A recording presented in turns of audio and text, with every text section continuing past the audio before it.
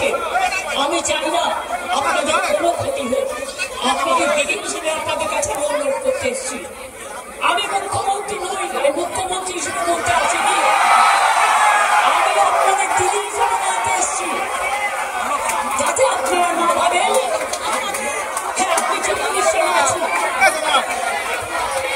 আমি আপনার পক্ষেও বিলম্ব করি, কিন্তু আপনাদের কাছে এসেছি যদি বলেন as a chief minister, as a elder sister এবং আপনাদের আন্দোলনের সমব্যথী এবং সমসাথী আমি এসেছি। তার কারণ আমি মনে করি আপনাদের কাছে আসা মানে এটা নিজেকে ছোট করা নয়, এটা নিজেকে বড় করা। তাই আপনাদের আমার আবেদন করবো, আপনারা বসুন, আপনারা আলোচনা করুন, পরে সিদ্ধান্ত নিন। আমার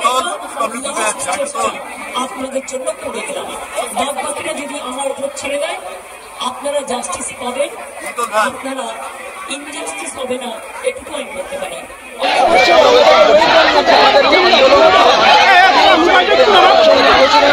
অভিভাবকের দিক থেকে এই দৃষ্টিভঙ্গি থাকা উচিত, এই দৃষ্টিভঙ্গি আগে 29 দিন পরে কেন আরো আগে হওয়া উচিত ছিল বলে আমি মনে করি। ঠিক আছে, আগের প্রসাদ যেটা যদি কোনো জায়গা নয়, আমি মনে করি যদি তিনি চেয়েছেন আলোচনা করতে, আমরা আলোচনা করতে রাজি আছি। উনি যেখানে বলবেন, যে কোনো জায়গায় বলবেন, যে কোনো সময় বলবেন, আমরা 1 ঘন্টা 40 মিনিট একটু সময় চেয়ে নিচ্ছি, শুধুমাত্র 1 ঘন্টা 1 ঘন্টা সময় চেয়ে নিচ্ছি। তার মধ্যে উনি যেখানে ডাকবেন আমরা আলোচনা করতে। না, উনি আমাকে পরিচয় করিয়ে দিলেন যে আন্দোলনের শিক্ষক বলে একজন পুলিশ অফিসার পরিচয় করে দিলেন। সেই জায়গা থেকে উনি বলেন দেখো বাবু তোমরা কি করবে। আমি বলেছি এইটাকে যে আমরা আন্দোলন এই আলোচনায় বসতে চাই, এইটুকুই কথা হয়েছে। লাইভ টেলিকাস্টের দাবি যেটা দ্রুততার সাথে আলোচনায় বসতে চাই, এইটুকুই। এই আলোচনার শর্তগুলো কি এক থাকছে? আমরা অতি দ্রুততার সাথে আলোচনায় বসে দাবি এক থাকছে। 5 দফা যে আমাদের দাবি, সেই দাবি নিয়ে কোনো রকমের কোনো জায়গাকে আমরা রাজি নই। বুঝতে হবে, আমরা আলোচনায় বসতে মুখ্যমন্ত্রী, মাননীয় মুখ্যমন্ত্রী এসছেন, ওয়েলকাম জানিয়েছি আমরা। উনি আলোচনায় বসতে চাইছেন, আমরাও আলোচনায় বসতে চাইছি। 5 দফা দাবি সম্পর্কে যে ব্যক্তিবর্গ তাদের যদি শাস্তি না হয় বা জাস্টিসের মধ্যে বাধা এবং এরকম ঘটনাকে আর ঘটবে না সেটাকে ইনশিওর করতে পারে না। আরজিকর মেডিকেল কলেজের মুখে যে সমস্ত তথ্য উঠে আসছে, দেহ পাচার থেকে শুরু করে মরদেহের বিভিন্ন অঙ্গ প্রত্যঙ্গ ছড়িয়ে দেওয়া, এই যে ঘটনাগুলো আজকে আপনাদের মাধ্যমে আমাদের সামনে আসছে, এটা কারা করে? এরা হচ্ছে ক্রিমিনাল, এরা ডাক্তার না, এরা ক্রিমিনাল। এই ক্রিমিনাল রাজ যদি মেডিকেল কলেজগুলোতে বজায় থাকে তাহলে আমরা কী করে সেফটি সিকিউরিটি ফিল করতে পারি? তাহলে এই যে দাবি, সিপির পদত্যাগের দাবি হোক, ডিএমই ডিএইচএস প্রিন্সিপাল থেকে সরানোর প্রস্তাব হোক, সঞ্জীব ঘোষকে ডিসিপ্লিনারি অ্যাকশন নেওয়া হোক, এই দাবিগুলো তো আমাদের শুনতে হবে, নাহলে তো আমরা কোনো সদর্থক রাস্তায় যেতে পারবো না।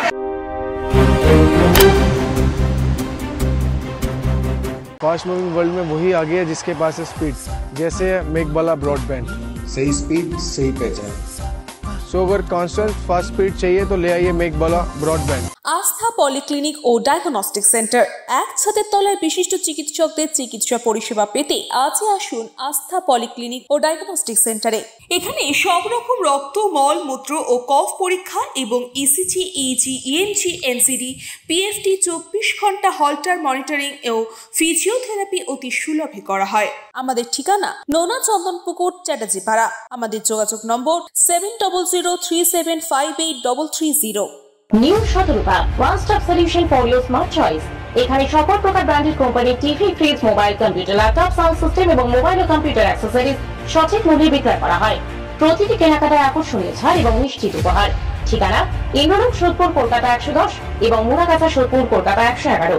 Animesh Suzuki, BT road, Agarpara. Motorcycle মানে সুজুকি। মোটরসাইকেল সেল এবং সার্ভিস করানো হয় অত্যাধুনিক যন্ত্রের মাধ্যমে। এখানে অত্যাধুনিক মডেলের বিভিন্ন গাড়ি পাওয়া যায়। পাবেন Suzuki Hayabusa, Suzuki Gixxer, Suzuki Bergman, Suzuki access 125 এবং সাথে সার্ভিস সেন্টারের সমস্ত সুবিধা। আমাদের শাখা আগরপাড়া, ব্যারাকপুর ভিআইপি তে। সকলকে সাদর আমন্ত্রণ।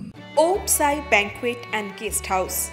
আপনার পরিবারের যে কোনো সামাজিক অনুষ্ঠানের জন্য আসুন ওম সাই ব্যাংকুয়েট অ্যান্ড গেস্ট হাউসে। এই অঞ্চলের সবচেয়ে বড় সেরা ব্যাংকুয়েট। সিজন টাইমের ভিড় এড়াতে এখনই বুকিং করুন। আমাদের ঠিকানা ডাক্তার গোপাল চ্যাটার্জি রোড, সোদপুর, গির্জা। আমাদের যোগাযোগ নম্বর 9051714263।